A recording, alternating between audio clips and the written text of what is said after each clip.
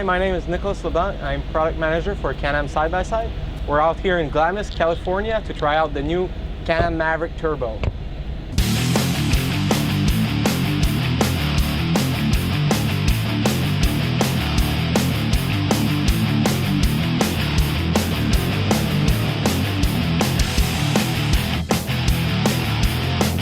The new Can-Am Maverick XDS is based out of the current Maverick.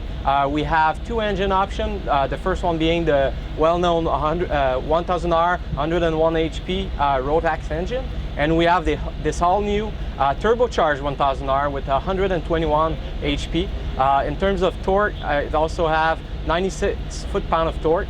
That's about 40% more than what's anything out there. And for us, it's a 22 foot-pound increase compared to a normally aspirated version. What's new about this turbo as well, we changed some components in the engine, mainly forged piston with low compression, as well as new injectors. In terms of CVT, to handle that extra power, we also made some changes on the driven, so the secondary. Completely new, it's roller driven. It's basically what we call a QRS for quick response system. Makes it crisp throttle response, quick power delivery to the ground, less heat because of less friction. So again, generating less heat to handle all that power will be better for durability. Also talking about CVT, we increased the airflow going into all the clutch system by basically adding a third inlet to the CVT and modifying the outlet to get more air out. With the intercooler as well of the turbo, we basically had a fan to it so it keeps air coming in, keep everything optimal performance. In terms of turbo, if you want to go into the details, we're running Mitsubishi turbo. It's a variable boost, all electronically controlled. It varies from 0 to 8 psi, so all electronic managed. So basically you go up in 5,000 feet, it keeps the same performance. You're down sea level, no adjustment done, it's all done automatically and still full performance. So that's pretty awesome actually, especially out here in the West where you have tons of different terrain. In terms of suspension, all XDS model, including the normally aspirated, has the same exact suspension. What we did basically is we started from the Maverick and completely revised the rear end. So basically brought the rear diff back about 4 inches, redesign all the mounting point of the TTA. We kept about the same geometry, so same wheel movement, low scrub, no camber change, no bump steer, but more suspension travel basically out of that new design. We also are using some high-end fully adjustable Fox shocks. We're using the Podium X 2.5 RC, so fully adjustable in terms of compression, high and low speed, rebound. We have dual rate spring, a crossover ring adjustment. At the rear we also have bottom out cup, so it makes it for really many adjustments. In the front we did some slight modification of the mounting point of the front shock to give it an inch more travel. So in the front we're now at 15 instead of 14 on the XDS, so that's new. In terms of steering, we basically did a quicker rack and pinion. So from lock to lock, you're a turn and 3/4, so much quicker. So it makes it for an agile and precise ride.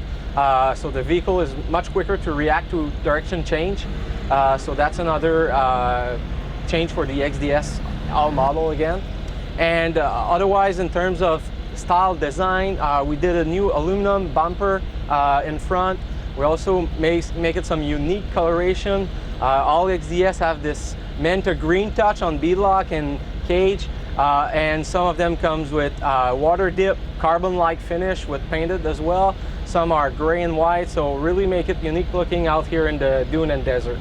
Also new on the XDS finally, new aluminum beadlock wheel. They're 14-inch. And we're also running Maxxis 2.0 tires for lightweight and good traction in any terrain basically. So that pretty much covers all what's new for the XDS.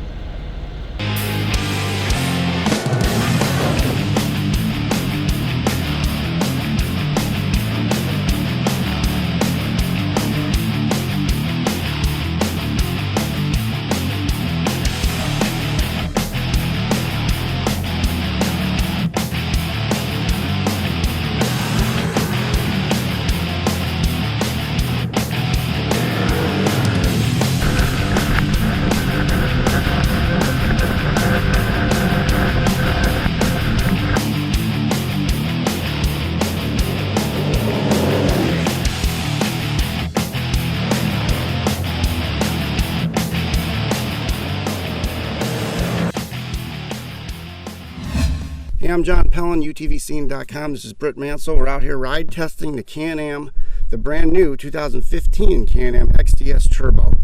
That's right, you heard that right, turbo. UTVs come in turbo flavor now, thanks to Can-Am. Yep.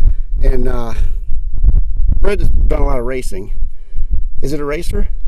Well, I mean, that's yet to be seen. If these production rules will change and let the turbos come in. But okay. Are you asking, is it crazy fast? Yeah, absolutely. I agree. It's ridiculously fast, and we've lined up against everything out here at Glamis, and it's the king of the hill, man. It's absolutely the fastest UTV on the planet right now. We've got about 15 hours on this machine. Right. That's a lot of time. They've really they didn't drop us off the dunes for a few hours. This has been a lot of seat time. Yeah, and basically just handed us the keys to a brand new Maverick. I like how they did that. You guys go out and have fun and let us know what you think. So. And that worked out well, because the first day I didn't quite like the suspension.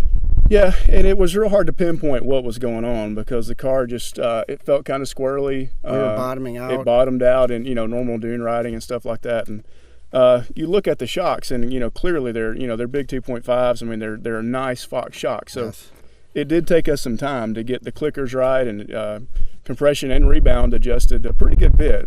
I didn't bottom out today at all. Yeah, and I think we've got it nailed now. I mean, we were running through the whoops at an easy 72, 73 miles an hour that I felt was pretty good. And I like how this car is planted. It does. I didn't think it would be that way, and it ran pretty good. I'm impressed. Yeah, and it's the old Maverick. It's not like huge changes, but there is some changes made.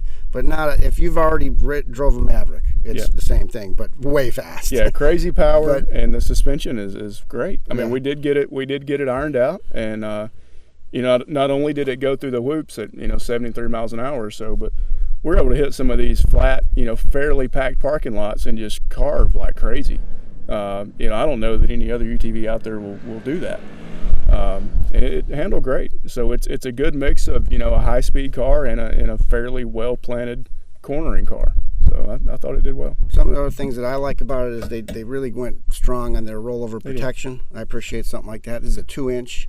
They've got a power steering mode here that I thought was a nice addition. I didn't expect it. 3 different settings. Yep. If you're driving fast, you can set it down to minimum. If you're carving through a lot of stuff and slow speed maneuverability, you can go down to a maximum. Or just preference. I mean, me personally, I left it on max the whole time, and I like it better there. So, just having that adjustability is nice. Right. Brakes were excellent. Yeah, I had no problems with braking. They did well. Yeah. We're only in sand, so I can't really judge the tires. It's a Maxxis Bighorn, so everybody kind of knows what that is now. So anything else that stood out to you, good or bad? Well, I mean, I'm 6'2", 6'3", on my tiptoes, so I felt that the cabin, the driver's compartment was great. Passenger side had plenty of leg room, and I can stretch out fine. And I'm 5'10", and I feel the same. All right, to sum up our short video review here, if you want the absolute hands down fastest UTV on the market, this is it.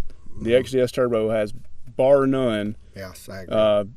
Just landed itself at the top of the heap as far as speed goes. So if you're the speed guy, you need to go to your dealership and check one of these things out right now.